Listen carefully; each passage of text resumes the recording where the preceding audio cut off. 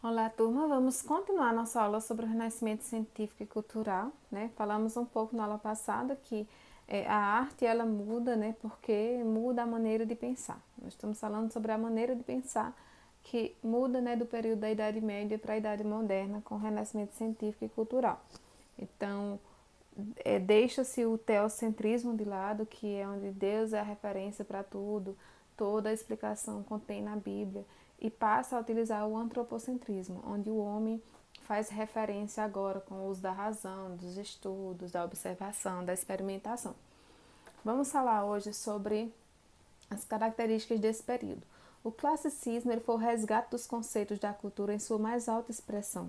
O classicismo faz a referência com a cultura grega e a romana, a cultura greco-romana, que era um desenvolvimento urbano, né, racional, com destaque que tinha-se, né, com os gregos e romanos, com o desenvolvimento da matemática, da filosofia.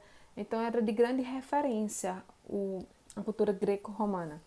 O hedonismo fala sobre o prazer ser visto como algo natural, passa a ser algo simples.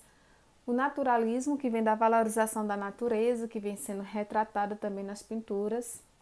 E o racionalismo é a utilização da razão, da observação, do experimento para o estudo, né? Então, se tem agora o uso da busca do conhecimento, do desenvolvimento do conhecimento. E aí, então, nós temos as fases desse período, as fases do Renascimento científico e cultural. E começamos com o Trecento. O Trecento, eles têm a principal característica nas obras literárias, e uma dessas obras, que está destacada para vocês, é a obra de Dante Alighieri.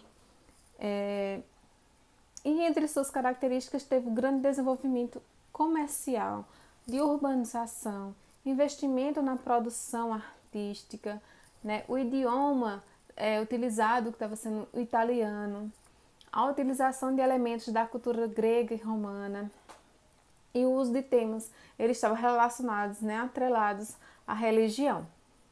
Então, esses foram os grandes destaques, né, características do período Trecento, com sua principal destaque em obras literárias. No Quatrocento, há um grande desenvolvimento, aí uma valorização de grandes artistas nesse período. Nós temos no Quatrocento, que aconteceu por volta do século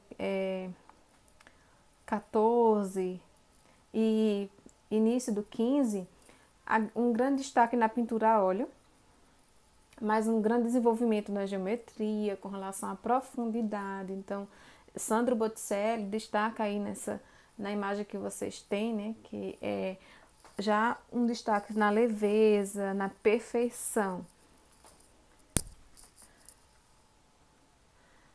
E temos também, nesse período, Leonardo da Vinci, que falar sobre ele abrange diversas áreas, porque foi pintor, engenheiro, físico, escultor.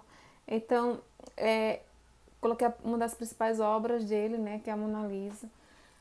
E falar sobre Leonardo da Vinci, falar sobre o período renascentista e falar sobre diversos aspectos culturais. Mas uma das características que ele tinha é que nesse período de desenvolvimento, como ele também tentou criar o helicóptero, mas como não tinha materiais que fizessem de fato acontecer, que na época ele tinha tecidos e madeira, mas não conseguiu fazer acontecer, mas por falta de material que o fizesse, né? Mas ele foi um grande destaque de desenvolvimento científico e cultural. E uma das características que se destacou nele foi ele escrever em um período de trás para frente, onde ele fazia a leitura pelo espelho.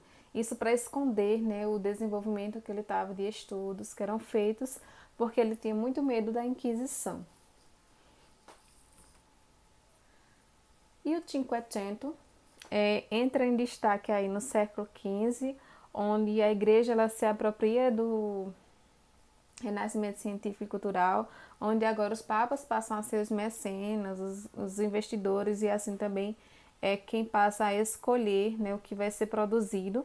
E Roma passa então a ser o principal centro desse desenvolvimento. Rafael Sanzio é um dos artistas que se destaca com a sua pintura aí da Sagrada Família. E esse período do renascentista, ele entra em decadência. Ele só se deu devido ao desenvolvimento das grandes navegações, né, de obter uma nova rota marítima, agora deixando, não sendo mais através de Veneza, e na Itália, né, de Veneza, o centro de comercialização. Então, perde-se, né, esse controle econômico e então acontece aí a decadência no período do renascimento científico e cultural, devido a essa rota ter mudado e fazendo a Itália perder investimentos. Então, vamos praticar nossa atividade agora no livro didático, nas páginas 81, 82 e 93. Tenham bons estudos.